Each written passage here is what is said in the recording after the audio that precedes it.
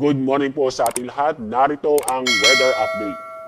Mahinang habagat ay nakakapekto pa rin sa may kanlurang bahagi ng Northern Luzon at sa Central Luzon.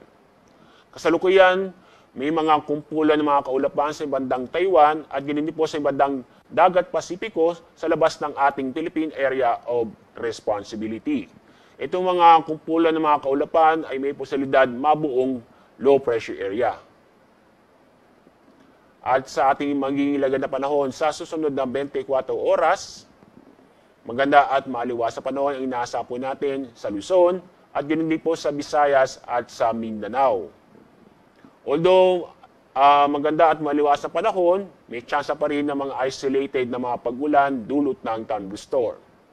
Inaasahan din natin ang mainit na panahon, kaya mataas po ang temperatura matatala sa Metro Manila na aabot ng 34 degrees Celsius.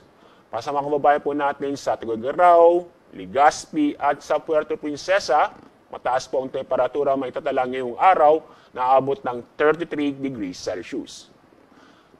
Sa Visayas at sa Mindanao, mataas po ang temperatura matatala sa Tacloban na aabot ng 34 degrees Celsius.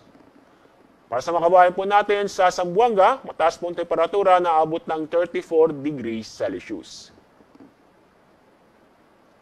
Sa weather outlook, itong mahinang habagat ay patuloy pa rin makakaapekto sa kanlurang bahagi ng Northern Luzon at sa Central Luzon. Pero sa araw ng Linggo at sa Lunes next week, itong habagat ay makakaapekto sa malaking bahagi ng Luzon. Gayunpaman, sa Metro Manila ay patuloy pa rin magiging maganda at maliwas sa panahon, maliban lang po sa mga isolated na pag-ulan. Sa mga kababayan po natin o para sa mga kababayan po natin sa Metro Davao, mainit ang panahon ang inaasa po natin sa susunod na 3 araw, nang kung saan po yung ating forecast maximum temperature ay aabot po ng 33 hanggang 34 degrees Celsius. Although mainit ang panahon na inaasa po natin, may tsansa pa rin ng mga isolated na pag-ulan. Ang araw sisikat mamaya po ang 5:44 ng umaga. Ang araw lubog mamaya po 6:03 ng hapon. Yan po ang ating weather update mula sa Pag-asa. Ako po sa Alzar D. Aurelio.